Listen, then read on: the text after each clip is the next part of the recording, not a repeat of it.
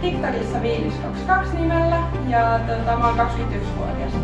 Vapaa-ajalla mä tykkään käydä kuntosalilla ja mä striimaan ja pelaan paljon. Mä tykkään kissoista. Mulla on 3 kissaa. Mitkä niitten nimet on? Milo, Lupu ja Misu. Mä aloitin striimaan noin vuosi sitten. Mä oon tykännyt tosi paljon striimaa, et se on ollut ihan silleen oma juttu. Mä tykkään pelaa esimerkiksi Fortnitea, sitä mä striimaan eniten. Sitten CS, Warzone, Overwatchia, Valorantia, kaikkea mahdollista. Tällä seasonilla mä oon saanut 12 kruunua ehkä. Ei, mä en pelaa niin paljon CS, mä en tiedä mikä rankki vaan. En kauheasti sitä niin paljon. Fortnite, varmaan Warzone ja sitten Overwatch.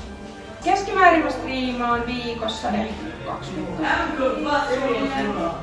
Mut voi vaihella ylös alas. No ne on aika randomisti, että mulla on koulu arkipäivisin, niin sitten sille iltasi yleensä striimaan.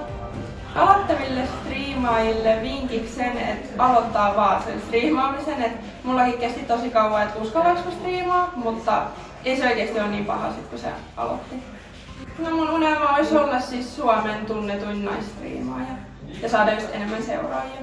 No ainakin yli 10 000 seuraajaa TikTokista. Tervetuloa katsomaan mun striimejä, löytyy TikTokista Viilis22. Muistatko, että tsekata Starin nettisivut myös?